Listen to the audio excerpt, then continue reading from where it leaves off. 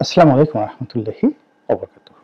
সম্মানিত দর্শক, আওয়ামী লীগ তাদের রাজনীতির হাল ধরার জন্য সৈয়দ আশরাফুল ইসলামের মতো একজন দ্বিতীয় সৈয়দ আশরাফ খুঁজছেন, এটাই বাস্তবতা।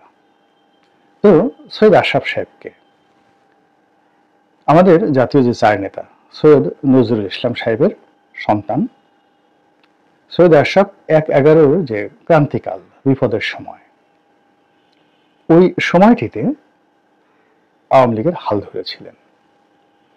আসলে হাল ধরা হয়নি, ওনাকে লন্ডন থেকে আনা হয়েছিল এবং তার সঙ্গে সঙ্গে আরো কয়েকজনকে, এবং আমার জানা মতে ডক্টর হাসান মাহমুদও তাদের মধ্যে অন্যতম।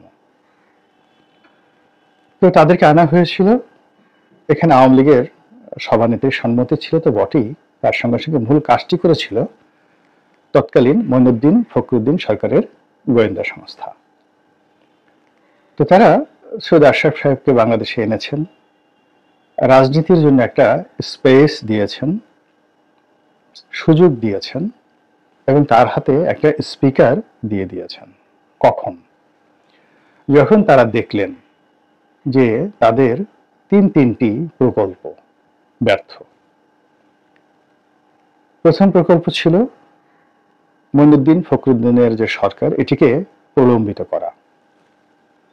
দ্বিতীয় যে প্রকল্প সেটি ছিল কিংস পার্টি, কয়েকটি কিংস পার্টি করে একটি নির্বাচন অনুষ্ঠান করে সেই কিংস পার্টিদেরকে ক্ষমতায় বসানো, ইনক্লুডিং এই কিংস পার্টির মধ্যে ডক্টর মোহাম্মদ ইউনূস সাহেবও ছিলেন। এবং তৎকালীন মঈনুদ্দিন এবং ফখরুদ্দিন সরকারকে প্রথম যে ঐতিহাসিক শিক্ষাটি দেয় কিংস পার্টিদের মধ্যে, সেটি হলো এই ডক্টর মোহাম্মদ ইউনূস সাহেব। তাকে নিয়ে মঈনুদ্দিন ফখরুদ্দিন সাহেবের আকাশচুম্বী আগ্রহ ছিল, তারপর ইনভেস্টমেন্ট ছিল, আগ্রহ ছিল, আরো অনেক কিছু।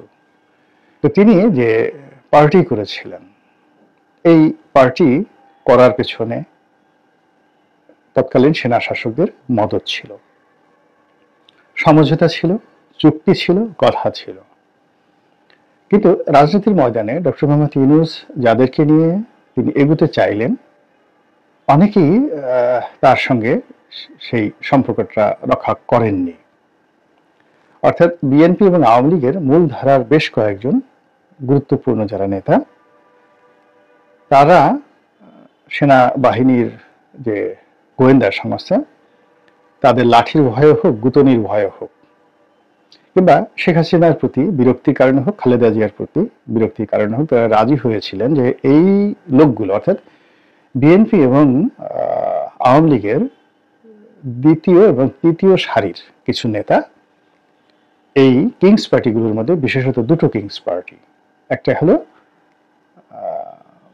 সেই ডক্টর মোহাম্মদ ইউনূসের কিংস পার্টি, আর একটা হলো ফেরদৌস আহমেদ কুরেশির কিংস পার্টি, এখানে তারা যোগদান করবে। এবং এই যে ঢাকার যে সাবেক মেয়র ছিল হানিফ সাহেবের ছেলে খোকন, খোকন কিন্তু এই গ্রুপের নেতৃত্ব দিচ্ছিল আওয়ামী লীগের পক্ষ। এরা তৃতীয় ক্যাটাগরির তখন নেতা। তো এখানে যখন কেউ এলো এবং কেউ এলো না, এবং উনি যখন রাজনীতির ময়দানে নামলেন এবং তিনি দেখলেন যে সাড়া পাচ্ছেন না, উনি গাইবান্ধা সুন্দরগঞ্জে গেলেন, বিভিন্ন এলাকা থেকে কয়েকটা জনসভা করলেন, কোনো লোকজন নেই। তখন তিনি বুঝতে পারলেন যে এটা তার দ্বারা সম্ভব নয়। তিনি একেবারে সেই ১/১১ যারা কুশীলব তাদেরকে সাগরে ভাসিয়ে দিয়ে পিছু টান দিলেন। ঠিক একই ঘটনা ঘটলো ফেরদৌস আহমেদ কুরেশির ক্ষেত্রে। ফেরদৌস আহমেদ কুরেশি বিএনপির প্রতিষ্ঠাতাদের মধ্যে অন্যতম। তার মেধা, মননশীলতা, সততা, যোগ্যতা প্রশ্নাতীত, অসাধারণ একজন মানুষ। কিন্তু রাজনীতির প্রাইম ফ্যাক্টর হিসেবে তিনি যখন কাজ করতে গেলেন, তিনি ঢাকা বিশ্ববিদ্যালয়ের ভিপি ছিলেন, ছাত্রলীগের সভাপতি ছিলেন। তোফায়েল আহমেদ, আমির হোসেন আহমদ থেকে শুরু করে কে মুবাইদুর রহমান, শাহ মুয়াজ্জেম, এই সমস্ত মানুষ মূলত তার কর্মী ছিলেন, এত উচ্চ পর্যায়ের নেতা। কিন্তু যখনই কারো অস্ত্র হয়ে, কারো দালাল হয়ে, কারো কাছ থেকে টাকা নিয়ে তিনি একটি কাজ করার চেষ্টা করলেন, অমনি তার সকল যোগ্যতা জিরো হয়ে গেল। এবং এই যে এখন ঢাকা রিপোর্টার্স ইউনিটির যে বিল্ডিংটি, এই বিল্ডিংটিও ওই সময় তিনি নিয়েছেন কিনা বলা যাবে না, বাট ওই বিল্ডিংটি তিনি পেয়ে গেলেন। আবার পরবর্তীতে তিনি যখন ফেল করলেন, এই ঢাকা রিপোর্টার্স ইউনিটির একটা অফিস সেই সাংবাদিকরা আবার তার কাছ থেকে সেখান থেকে নিয়ে নিল। এই অনেক খেলাধুলা আছে ভিতরে। তিনিও ফেল করলেন। তারপর তিনি যেটি বিএনপি এবং আওয়ামী লীগের বি টিম করতে চেয়েছিলেন সংস্কারবাদীদের মাধ্যমে।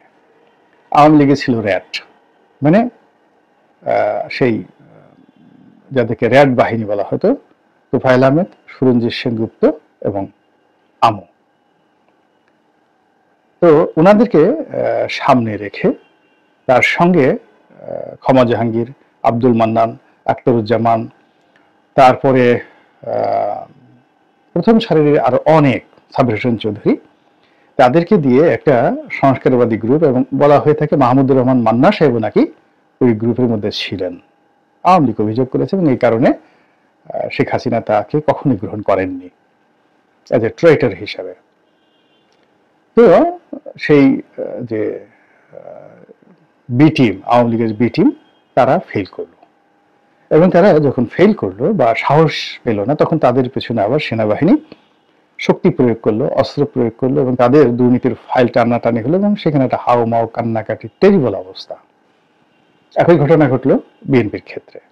অর্থাৎ বিএনপির যে গ্রুপটি আগের যে কিংস পার্টি, সেই কিংস পার্টিতে যাবে তৃতীয় সারির যে গ্রুপটি, আমি এখন নাম বলতে পারি যেহেতু আমি এই দলে আছি, সেই নামগুলো আপনারা সবাই জানেন,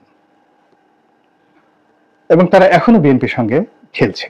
তৃতীয় সারির অর্থাৎ সাইদ খোকন সাহেবের পর্যায়ের যে সকল লোক ফেরদৌস আহমেদ কুরেশি এবং ডক্টর মোহাম্মদ ইউনূসের সঙ্গে যোগাযোগ রক্ষা করেছেন, এরকম তৃতীয় ক্যাটাগরির 1 ডজনের মতো বিএনপির মন্ত্রী এবং এমপি, তারা এই সময়টিতে মঈনুদ্দিন ফখরুদ্দিনের সেই ট্র্যাপের মধ্যে পড়ে কাজ করার চেষ্টা করেছে, কিন্তু শেষ পর্যন্ত তারা এই দুজনের ব্যর্থতার কারণে, অর্থাৎ ফেরদৌস আহমেদ কুরেশি এবং ডক্টর মোহাম্মদ ইউনূসের ব্যর্থতার কারণে তারা মাঠে মারা গিয়েছেন। আর প্রথম সারির যারা ছিলেন তাদের মধ্যে জনাব সাইফুর রহমান, আব্দুল মান্নান ভূঁইয়া, তাদের মধ্যে সেই মেজর হাফিজ, এরকম একেবারে প্রথম ক্যাটাগরির যারা নেতৃবৃন্দ আছেন, এবং প্রায় কয়েকশো মেম্বার অফ পার্লামেন্ট প্রার্থীরা এই বিকল্প বিএনপি তারা তৈরি করার চেষ্টা করেছে, এবং ওখানে আর্মি সর্বশক্তি দিয়ে এই বিএনপির অফিস দখল করার জন্য চেষ্টা করেছে। আপনার মনে আছে যে ব্রিগেডিয়ার শাখাওয়াতের হুকুমের নেতৃত্বে বিএনপির অফিসে তালা দিয়ে দেওয়া হয়েছিল। তারপর সেই অফিস আবার তালা খুলে মেজর হাফিজের নেতৃত্বে আবার সেই অফিস দখল করার চেষ্টা হয়েছিল। এরকম বহু ঘটনা 11-র সময় ঘটেছে এবং সব ফেল করেছে। অবাক করার ব্যাপার হলো যে মানুষ ব্যর্থতা থেকে শিক্ষা নেয় না, ঠিক সেম ঘটনা এখন বাংলাদেশে আবার ঘটছে, এবং এখনো বিএনপি এবং আওয়ামী লীগকে নিয়ে খেলা হচ্ছে।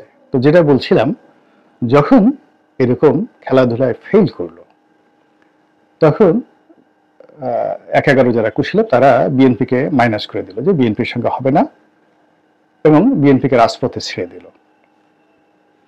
এবং সেখানে খন্দকার দেলোয়ার সাহেব নেতৃত্বের পর্যায়ে চলে এলেন, আর তারা সিদ্ধান্ত নিল, এটা 2007 সনের দিকে তারা সিদ্ধান্ত নিল আওয়ামী লীগকে ক্ষমতায় আনবে। এখন ক্ষমতায় আনার জন্য তারা সেই আওয়ামী লীগকে রিভাইভ করতে চাইল, কোনো বিকল্প না, সংস্কারবাদী না, কিছু না, একেবারে শেখ হাসিনার আওয়ামী লীগ। এবং সেই কাজটি করার জন্য তারা সৈয়দ আশরাফ সাহেবকে এখানে লাইমলাইটে নিয়ে আসলো আওয়ামী লীগের সুপারিশে। জিনিসটা দেখেন তো, মানে রাজনীতির কুটচাল কোথায় যায়। এখন সারা বাংলাদেশে সবাই কাঁপে, তোফাইল সাহেব কাঁপেন, আমু সাহেব কাঁপেন, কিন্তু সৈয়দ আশরাফ সাহেবের মতো মানুষ কাঁপেন না।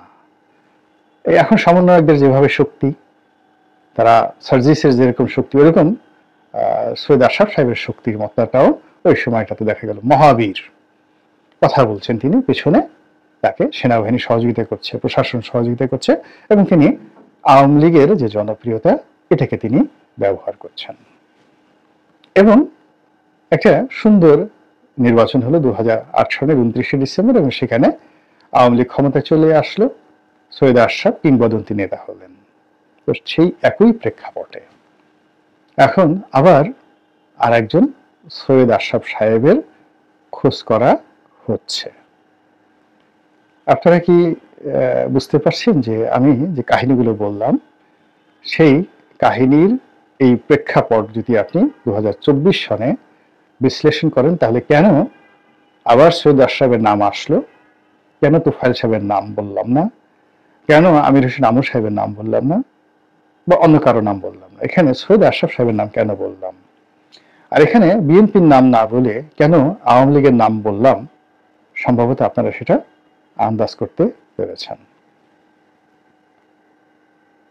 রাজনীতির যে শতরঞ্চি রয়েছে, দাবার চাল রয়েছে, এখানে অসম্ভব রকম ঘটনা ঘটে। সন্তান সিংহাসনের জন্য তার মায়ের চোখ উপড়ে ফেলে, পিতা তার সন্তানকে টুকরো টুকরো করে নদীতে ভাসিয়ে দেয় শুধুমাত্র রাষ্ট্র ক্ষমতার জন্য। এটা এখনো প্রযোজ্য, আগেও ছিল, এখনো প্রযোজ্য। এ সমাজে অনেক মা তার সন্তানকে ত্যায্য করে শুধুমাত্র ক্ষমতার জন্য। অনেক সন্তান শুধুমাত্র রাজনীতির ক্ষমতা এক হাতে হ্যান্ডেল করার জন্য বৃদ্ধ বৃদ্ধা বাবা মাকে আস্থা করে ফেলে দেয়, অসুস্থ বানিয়ে ফেলে, স্লো পয়জনিং করে, মেরে ফেলে। এরকম ঘটনা সারা দুনিয়াতে ঘটে। তো কাজেই আপনি রাজনীতি যদি করতে হয়, রাজনীতির সুফল যদি আপনাকে ভোগ করতে হয়, এবং রাজনীতির কুফল থেকে যদি আপনাকে বাঁচার উপায় খুঁজতে হয়, তাহলে এই যে অন্তর্নিহিত যে গেম, রিগেম, মিক্স অ্যান্ড রিমিক্স, এগুলো সম্পর্কে ওয়াকিফাল হতে হবে। আল্লাহ আমাকে এবং আপনাদের সবাইকে এই রাজনীতির বিপদ এবং বিপত্তি থেকে রক্ষা করুন এবং হেফাজত করুন। আসসালামু আলাইকুম ওয়া রাহমাতুল্লাহি ওয়া বারাকাতুহু।